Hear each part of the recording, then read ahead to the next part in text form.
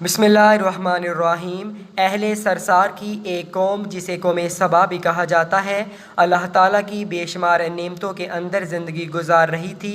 ये कौम एक अजीम तहज़ीब व तमद्दन की मालिक थी। हज़रत दाऊद अलैहिस्सलाम और हज़रत सुलेमान अलैहिस्सलाम की बाअज़मत हुकूमतों के बाद इनकी हुकूमत ज़बान ज़द ख़ास व आम थी।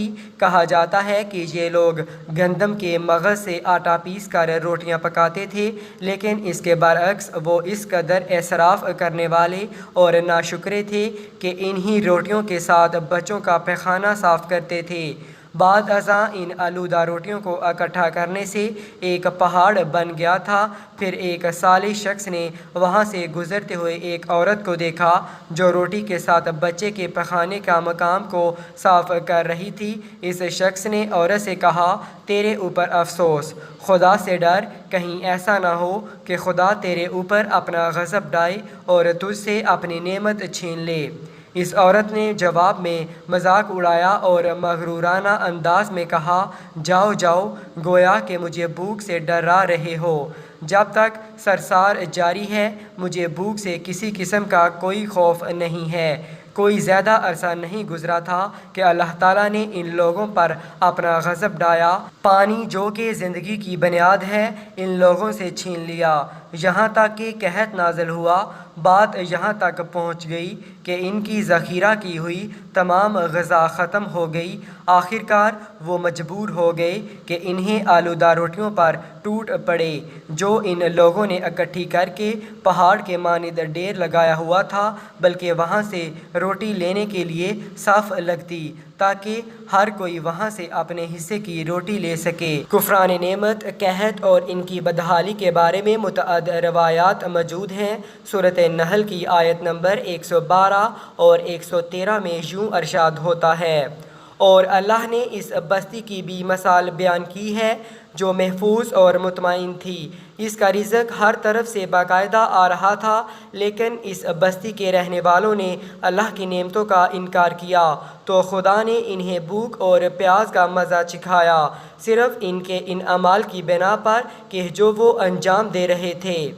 और यकीनन इनके पास रसूल आया तो इन लोगों ने इनको जुठलाया, तो फिर इन तक अज़ाब आ पहुँचा कि ये सब जुल्म करने वाले थे। इसी कौम सबाह के बारे में एक और वाक़या बयान होता है कि इन लोगों ने अपनी ज़रात को बेहतर तौर पर काश्त करने के लिए पानी ज़ख़ीरा करने की खातिर बलक के दो पहाड़ों के दरमियान एक बहुत बड़ा बंद मरब तामीर किया हुआ था। सोराख और दूसरे पहाड़ों से गुजारा हुआ पानी इस बंद में आकर वाफर मकदार में जमा हो जाता था।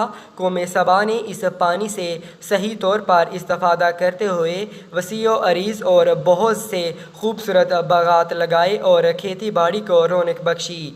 इन बागात के दरख्तों की शाखें इस कदर फलों से लदी हुई होती थीं कि कहते हैं कि अगर कोई शख्स सर पर टोकरी रख कर इनके नीचे से गुज़रता तो फल खुद ब खुद टोकरी में गिरना शुरू हो जाते और कलील मुद्दत में टोकरी ताज़ा फलों से भर जाती। लेकिन नेमतों की कसरत ने इन्हें शुक्र करने के बजाय सरमस्त और गाफिल कर दिया था, यहाँ तक कि इनके दरमियान बहुत बड़ा तबकाती निज़ाम वजूद में आ चुका था। इनमें से साहिब इक़्तिदार लोगों ने कमज़ोरों और ज़ईफ़ों का खून चूसना शुरू कर रखा था, यहाँ तक कि इन लोगों ने खुदा से एक अहमकाना इल्तमास किया जिसका ज़िक्र सूरत सबा की आयत नंबर 19 में मिलता है।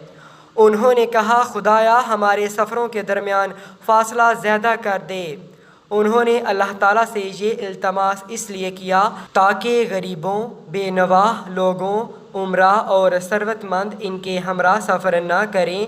इनकी ख्वाहिश ये थी कि आबादियों के दरमियान खुश्की हो और फ़ासला बहुत ज़्यादा हो ताकि तही दस्त और कम आमदनी वाले लोग इनकी तरह सफ़र ना कर सकें। अल्लाह ताला ने इन मगरूर पेट के पुजारियों पर अपना गज़ब नाज़िल किया। बाज़ रवायतों के मुताबिक इन मगरूर लोगों की आंखों से दूर सहराई चूहों ने मरब नामी बंद की दीवारों पर हमला करके इन्हें अंदर से खोखला कर दिया। इधर से बारिशें ज़्यादा हुईं जिनकी वजह से सैलाब आ गया और इस बंद में पानी बहुत ज़्यादा इकट्ठा हो गया। अचानक اچانک بند کی دیواریں ٹوٹیں، اس سے ایک بہت بڑا سیلاب آیا جس میں تمام دیہات، آبادیاں، مال مویشی، باغات، کھیتیاں، ان کے محل اور گھر پانی میں غرق ہو کر نابود ہو گئے۔ ان کے باغات اور زراعت میں سے صرف بیری کے درخت اور کچھ جھاڑیاں بچی تھیں۔